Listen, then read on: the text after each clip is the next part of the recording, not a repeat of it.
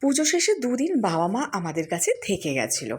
আসলে থেকে গেছিলো বললে ভুল হবে, বলতে হবে যে চেপে চুপে রাখা হয়েছিল।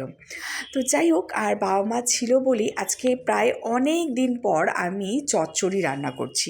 কারণ চচ্চড়ি এই সমস্ত নানান রকম শীতকালে একটু খেতে ভালো লাগে। আর সত্যি কথা বলতে কি, আমার আর প্রিয়ঙ্করের জন্য এরকম চচ্চড়ি ঠিক করিও না।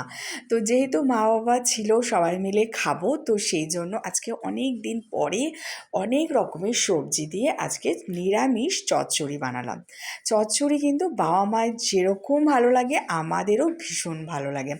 আর এর মধ্যে আজকে আবার কপির ডাঁটাও দিয়েছিলাম।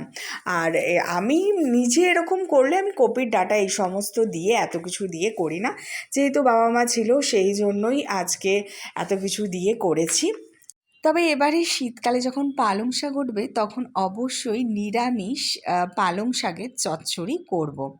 আর তারপরে আজকে কিন্তু মা বাবা চলে যাবে, তো সেই জন্য মা বাবার রাতের খাবারের জন্য আমি একটু আলু আর ডিম ভুজি করে একটু সামান্য অল্প মশলা দিয়ে মা বাবার জন্য এই তরকারিটা মানে ভাজা ভাজা মতোই করে দিয়েছিলাম।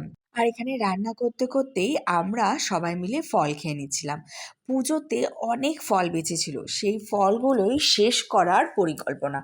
এত ফল একা আমি আর প্রিয়ঙ্কর খেয়ে শেষ করতে পারবো না, তো সেই জন্যই তিনজন মিলেই খেতে বসেছি। আবার আমার দিদি অনেক পানি ফল এনেছিল, অনেক বলতে মনে হয় 1 কিলোর মতো পানি ফলই এনেছিল। এমনিতে পানি ফল খেতে তো খুব ভালো লাগে, কিন্তু ছাড়ানোটাই মুশকিল। আর এইখানে দেখো মা বাবা আসা মানে কিছু না কিছু করে দেওয়া।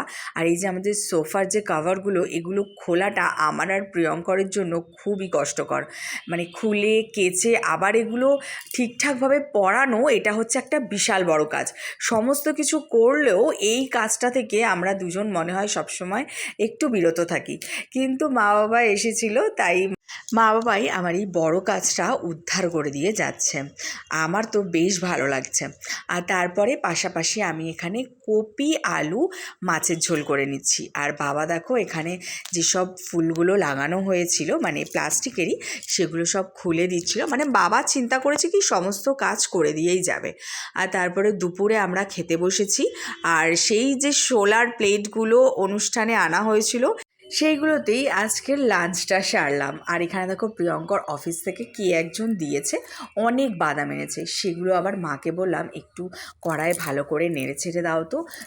মা আবার এগুলো বেশ ভালো ক্রিস্পি মতো করে দিতে পারে। তো চলো আজকের ভিডিওটা এইটুকুই, আবার দেখা হবে অন্য কোনো ভিডিওতে। আজকের মতো টাটা।